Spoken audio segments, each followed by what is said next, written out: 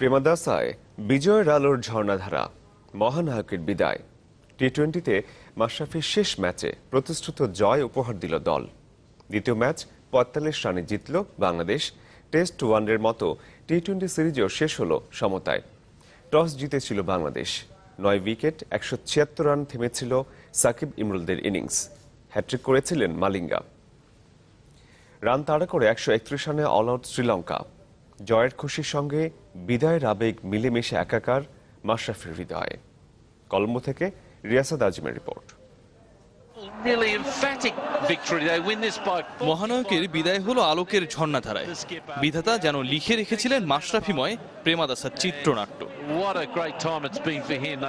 ক্রিকেটের ছোট ফরম্যাটে লাল সবুজের চেনা জার্সিতে আর নামবেন না মাশরাফি বিন মুর্তজা, একজন বীর সফল সেনানীর একটি অধ্যায়ের সমাপ্তি, যা শেষটা জয় দিয়ে। টেস্ট ওয়ানডের পর টি-20 সিরিজেও সমতা। এ ম্যাচে কে কয় উইকেট নিয়েছেন, কে করেছেন কত রান, সবই গৌণ। সবার চোখ একজনের দিকে। হয়তো 0 রানে আউট হয়েছেন, হাত ফসকে গেছে ক্যাচ, বল হাতেও উইকেটের ঝর্ণাধারা বইয়ে দিতে পারেননি। তবুও তিনি একজনই, নড়াইল এক্সপ্রেস।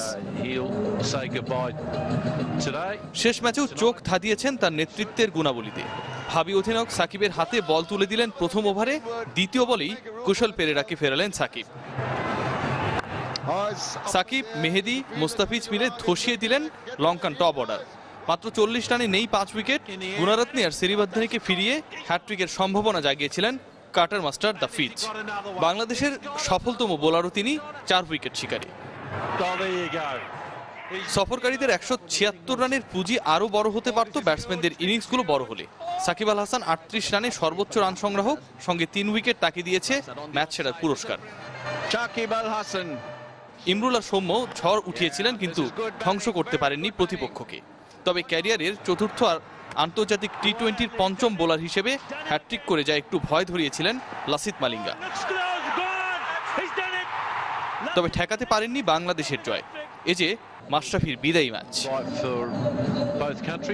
অসাধারণ একটা সফরের সমাপ্তি, একটা অধ্যায়েরও। মাশরাফি বিন মুর্তজা তুলে রাখলেন টি-20-র লাল সবুজের জার্সিটা। আজ শুধু মাঠে ক্রিকেটাররা খেলেননি, মাঠের বাইরে 16 কোটি বাঙালি খেলেছেন আবেগে, মননে, ভালোবাসায় ক্যাপ্টেন ম্যাচের জন্য। রিয়াসাদ আজিম, চ্যানেল 24, কলম্বো, শ্রীলঙ্কা।